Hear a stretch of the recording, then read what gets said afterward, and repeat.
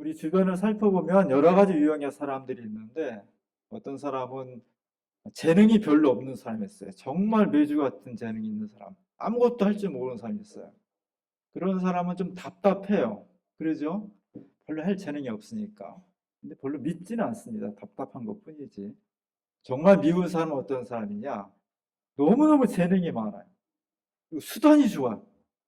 근데 그것을 가지고 다른 사람을 위해서 쓰는 것보다는 완전 이기적인 곳에다가 자기 이익을 취하는 데다가 이렇게 저렇게 재능을 발휘하고 머리를 쓰고 막 그러면요. 굉장히 얄미워요.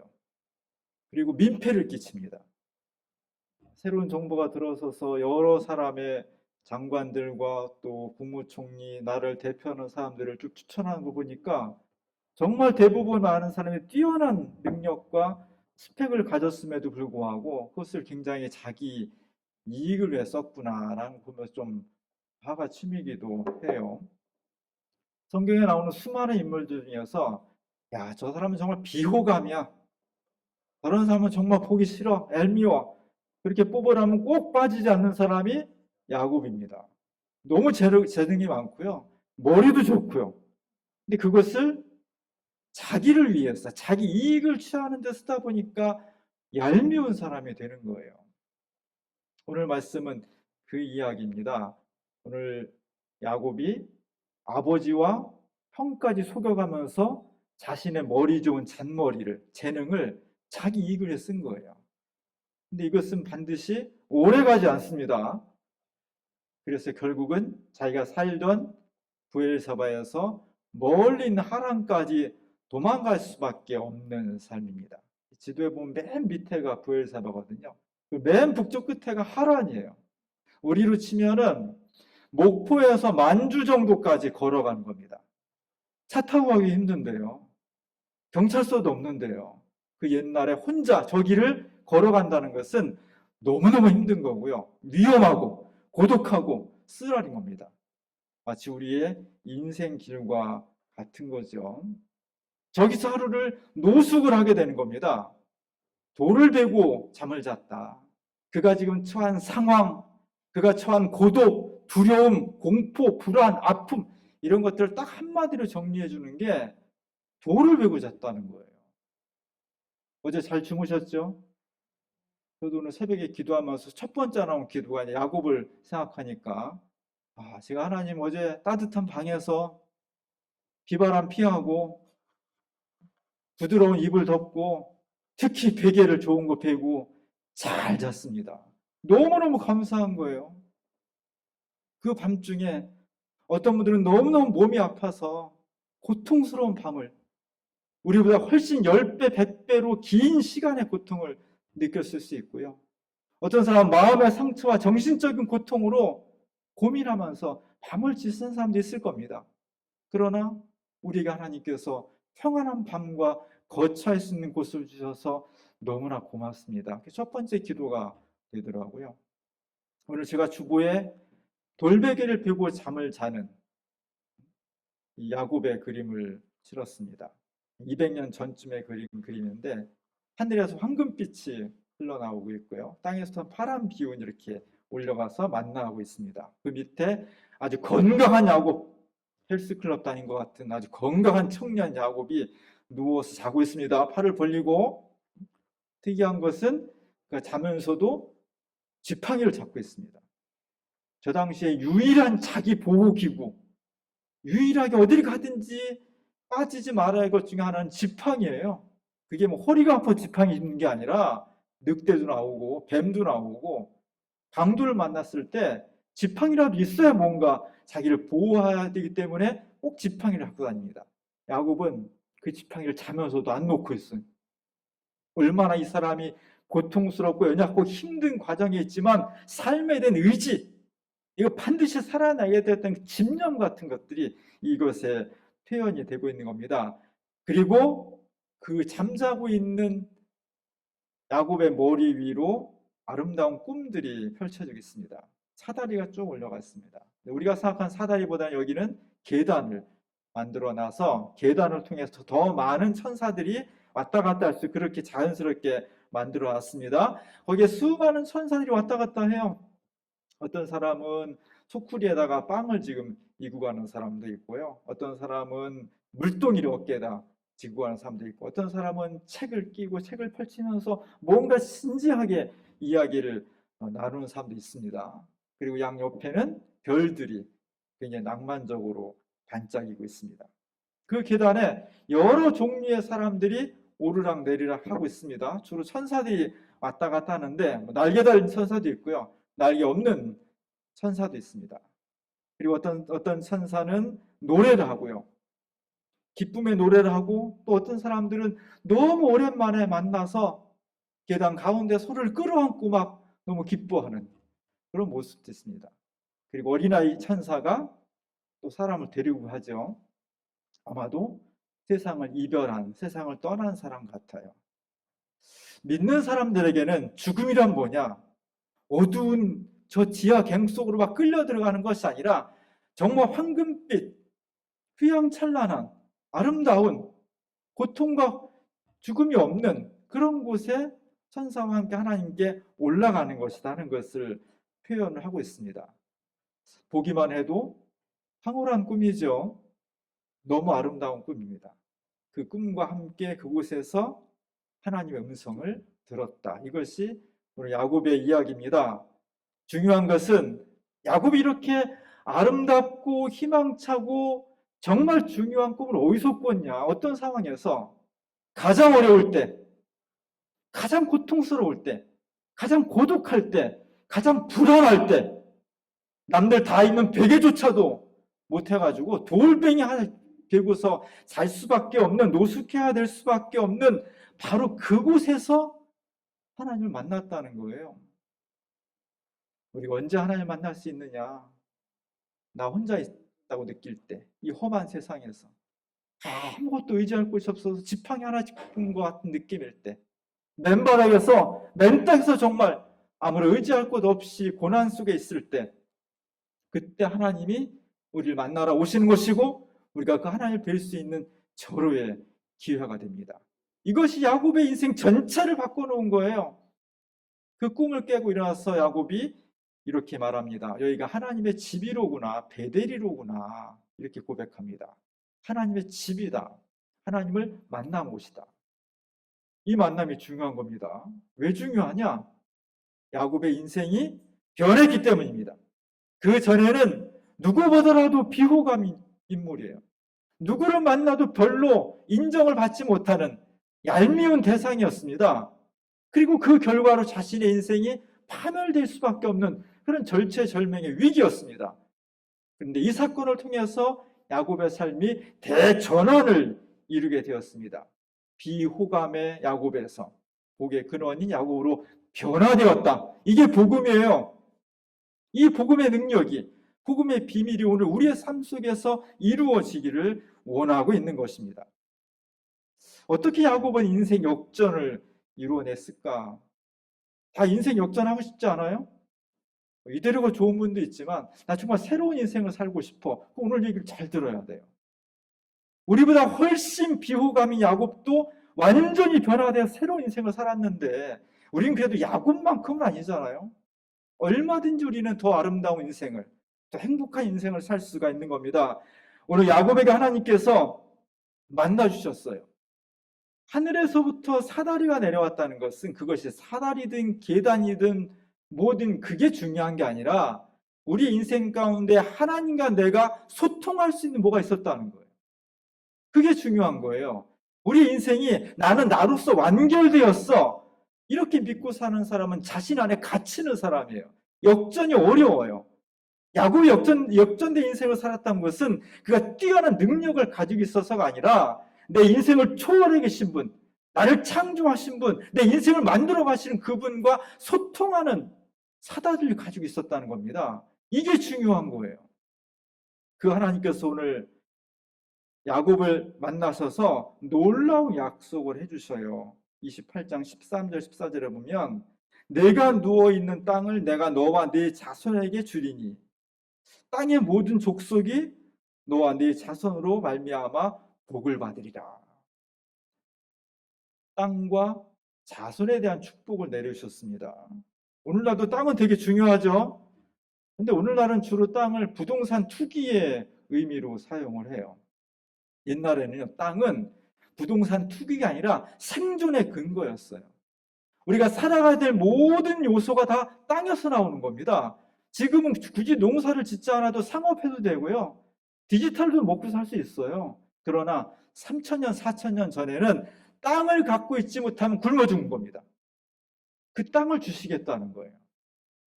그 땅을 주시되 이 땅에서 경작을 하려면 땅만 가지고 사람이 없으면 누가 농사를 져요? 어떻게 먹고 살아요? 그래서 자손이 필요한, 인구가 필요한 거예요. 인구가 조금 있는 게 아니라 많아야 돼. 왜냐하면 다른 놈들이 와서 뺏어갈 수 있으니까. 그래서 인구는 노동력이었고요. 인구는 우리를 지키는 국방력이었습니다. 땅과 그것을 지속 가능하게 유지시킬 수 있는 자손을 준다는 것은 고대 사회에서 가장 큰 축복의 내용이었습니다. 이걸 받기 위해서 모든 사람이 집중했던 거예요. 근데 잘 안 됩니다. 근데 오늘 야곱이, 그 얄미운 야곱이, 인생의 실패자인 야곱이 하나님께로부터 그 축복을 받고 있는 거예요. 오늘 우리의 삶 속에서 내가 정말 원하는 것이 있다면, 내 인생에 정말 행복을 위해서 이게 원하는 것이 있다면 열심히 노력도 해야 되지만 그 이전에 하나님과 소통하는 관계를 회복해야 돼. 이거 있지 않으면요, 아무리 실력 있고 아무리 머리가 좋아도 행복하지 않다는 거예요. 오늘 야곱은 훨씬 부족한 사람이었고 얄미운 사람이었지만 하나님과 소통함을 통해서 새로운 인생을 만들 수 있었습니다. 이게 중요한 거예요. 오늘 본문에서 우리가 눈여겨봐야 될 정말 중요한 것 중에 하나는 하나님께서 자신을 야곱에게 소개를 합니다. 뭐라고 소개해요? 나는 여호와니 너의 조부 아브라함의 하나님이요 이삭의 하나님이라. 하나님께서 왜 하필이면 사람들이 볼 때 얄미운 비호감형인 야곱에게 은혜를 베푸셨을까요? 우리는 별로 안 좋아하는데 하나님은 좋아했을까? 아니에요. 하나님은 더 싫어요, 이런 인간을. 근데 그에게 은혜를 베푸셨다는 거예요. 왜? 야곱이 똑똑하고 좋아서가 아니라 사실은 그보다는 더 무게중심이 어디가 있느냐? 야곱의 할아버지 아브라함, 야곱의 아버지 이삭, 그 조상을 보아서 내가 너에게 은혜를 베푼다는 겁니다. 하나님께서 인간을 보실 때 개체로 보시지 않는다는 거예요.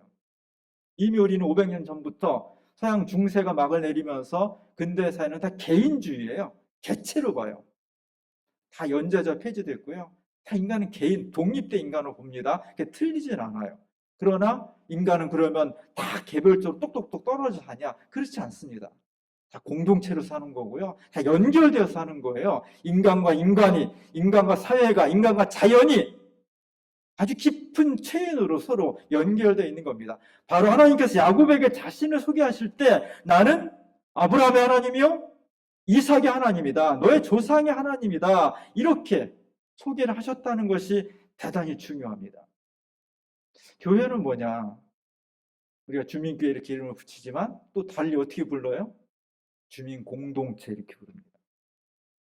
교회는 개인들이 모인 것이지만 예수를 믿는 믿음 안에 하나의 생명체처럼 유기적으로 모여 있다는 거예요. 사도 바울의 말을 빌리면 머리와 팔과 다리가 명칭은 다르지만 하나의 인격체를 이루는 것처럼 우리 주민 공동체 교회에 속한 모든 사람들이 하나의 공동체로 살아가는 것, 그것이 우리의 정체성입니다. 이 공동체의 가장 근원이 뭐냐? 원형이 가족이죠. 그래서 우리는 항상 교회가 어느 정도로 공동체가 되느냐? 가족 같은 공동체가 되길 원하는 거예요. 그래서 주민교회, 주민공동체, 주민 패밀리 이렇게 되는 거예요. 마피아 조직이 아니라 뭔가 가족 같은 그런 공동체를 이루는 것이 기독교 신앙에 굉장히 중요해요. 왜냐? 가족은 만들려고 해서 만드는 것이 아니라 운명적으로 주어지는 거예요. 어떤 것을 나눌 수 있지 않은 것이 가족입니다. 우리가 예수를 믿는 순간, 그 순간 이미 우리는 다 예수님 안에서 하나의 가족으로 운명처럼 엮였다는 고백입니다. 오늘 아침에 뉴스 보니까 칸 영화제가 끝났더라고요. 우리나라가 감독상도 받고 또 나무 주연상도 받았어요. 그 칸 영화장에서 아이유가, 이지은 배우가 가수인데 굉장히 많은 사람들과 함께 환영을 받았습니다. 가수인데 뭘 저렇게 세계적으로 프랑스에 사는 사람, 수많은 유럽 사람들이 막 열광을 할까? 왜 그랬겠어요? 나의 아저씨가 전 세계적으로 히트를 치면서 유명한 세계적인 배우가 됐던 거예요. 제가 드라마를 끝까지 잘 안 보는 성격인데 끝까지 본 몇 개 중에 하나가 나의 아저씨, 자꾸 나의 아저씨 얘기하는 거예요. 중요한 주제들이 몇 가지 있어요. 그 중에 하나가 가족이에요. 세 명의 삼형제가 나오잖아요. 아주 징글징글하게 싸우면서 그런 거죠. 서로 막 투닥거리고, 서로 때로는 막 거친 말도 하고, 삼형제가 그렇게 성장을 하면서 가는 겁니다. 물론 저기 보면 그냥 그 삼형제는 드라마에서 거의 매일 술을 먹어, 그냥. 하루도 거의 안 걸리고, 안 거르고.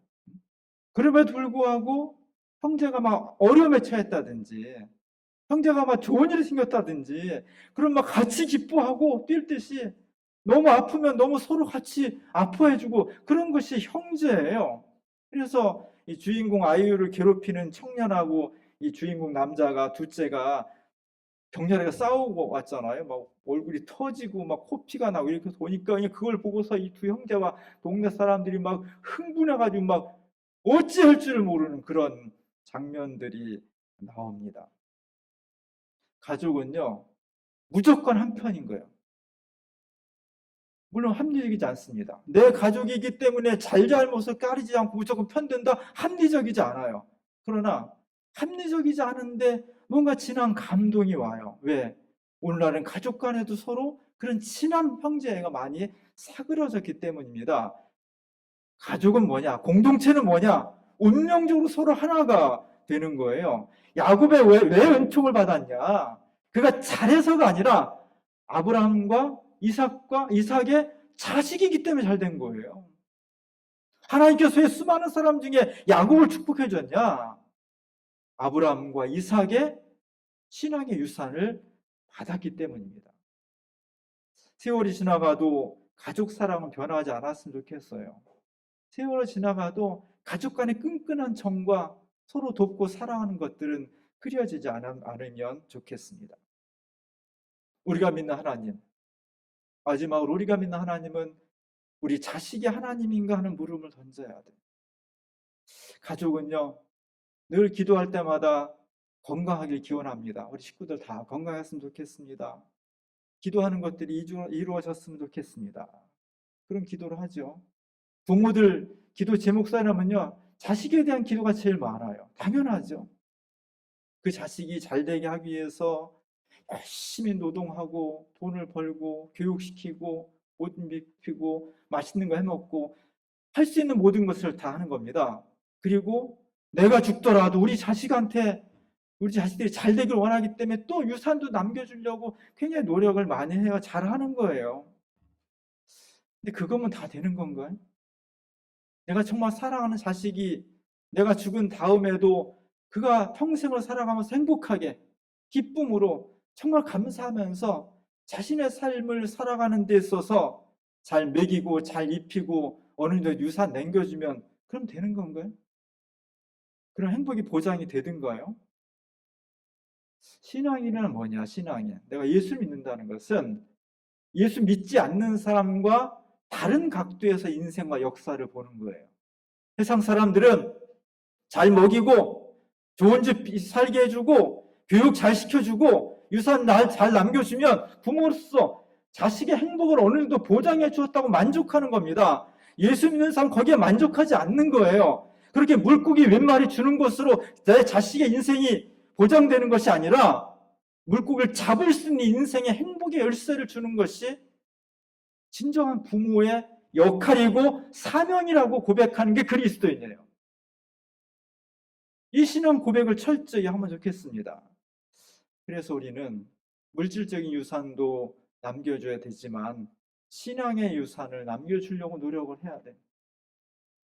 아브라함 하나님, 이삭의 하나님이 야곱의 하나님이듯이 나의 하나님이 여기서 그치지 않고 내 자식들 하나님이 돼야 되는 거예요. 그래야 내 자식들이 하나님 안에서 믿음으로 온전히 살아가지요. 자식 키우면서 화가 나고 열받을 때가 많아요. 특히 학원 보냈는데 돈 들여 학원 보내 땡땡이 치면 성질나죠. 분노가 막 치솟죠. 공부 열심히 하는 줄 알았더니 성적 뚝뚝 떨어지고 막 화가 나죠. 책 좀 하나 읽으라면 안 읽고 맨날 게임만 하고, 애들하고 놀러 나가기만 하고 말 안 듣고 그러면 정말 속이 터지잖아요. 잠도 안 오고 막 분노가 치솟잖아 막. 그럴 수 있어요. 근데 왜 신앙생활 제대로 안 하는 것은 분노하지 않느냐고요. 왜 내가 믿는 하나님이 내 자식에게 물려주지 않는데, 그게 대를 이어서 이어가지 않는데 왜 서운해하지 않느냐고요. 왜 화가 안 나냐고. 왜 억울하지 않느냐고. 내가 줄 수 있는 물질적인 것은 사실 이만큼밖에 안 되고, 진짜 내 자식을 행복하게 쓰는 것은 신앙의 유산인데, 그것이 제대로 아이들한테 소홀하게 하고 있는데 왜 화나지 않느냐고요. 왜 분노하지 않습니까? 왜 눈물을 흘리지 않습니까? 왜 밤잠 설치지 않습니까? 자식이 내 마음대로 되겠어요? 그러나 하나님 앞에서 정말 우리가 믿는 하나님, 아브라함 하나님, 이삭의 하나님이 곧 야곱의 하나님이 되었듯이, 제가 믿는 하나님이, 내가 정말 사랑하는 우리 자식들의 하나님이 되면 좋겠습니다. 안 되는 것에 대해서 아파해야 돼요. 안 되고 있는 현실에 대해서 눈물을 흘려야죠. 안 되고 있는 현실에 대해서 분노해야죠. 그 안타까움으로 기도하고 그 안타까움으로 자식들에게 신앙의 유산을 물려주기 위해서 애쓰는 게 그리스도인이에요. 그거 안 하면요, 내 신앙이 모래성에 쌓는 거예요. 5월이 가정의 날인데 어쩌다 보니까 가정의 날이 다 지나갔어요. 마지막 주일인데 그렇다고 가정을 뭐 5월 달만 하면 되겠습니까? 1년 내내 평생 동안 가정의 소중함을 느끼고 고백하고 하나님께 맡기는 게 그리스도인입니다. 내가 주님을 사랑하는 만큼, 오늘 야곱이 인생의 전환점을 맞이했던 것은 그의 자세보다도 그가 아브라함과 이삭의 하나님을 믿는 그 조상을 두었기 때문이에요. 오늘 자식들이 다른 무엇보다도 신앙의 유산을 잘 받았으면 좋겠습니다. 잘 안 되면 그것 때문에 기도해야 되고요. 그것 때문에 눈물을 흘려야 되고요. 그것 때문에 밤잠 설치면 하나님 앞에 안타까워해야 됩니다. 그럴 때 우리의 가정이, 내 신앙이 여기서 끝나지 않고 우리 자녀들에게 정말 아름답고 영원한 유산으로 물려줄 수 있을 것입니다. 이 놀라운 은총과 축복이 우리 모두와 함께 할 수 있기를 주님의 이름으로 간절히 축원합니다. 기도하겠습니다. 야곱의 하나님은 아브라함의 하나님이요 이삭의 하나님이었습니다. 주님, 우리가 너무 좋아하는 하나님, 나의 하나님으로만 그치지 않도록 내가 정말 사랑하는 이 자녀들에게 이 하나님이 가장 소중한 분으로 물려줄 수 있도록 지켜주옵소서. 잘 안 됩니다. 말 잘 안 듣습니다. 그래서 안타까워하고, 그래서 밤잠을 설치고, 그래서 눈물을 흘리고, 그래서 아파할 수 있는 그 눈물과 안타까움이 하늘에 상달되어 믿음의 유산으로 응답되어질 수 있는 우리 모두가 되게 하옵소서. 예수님의 이름으로 간절히 기도합니다.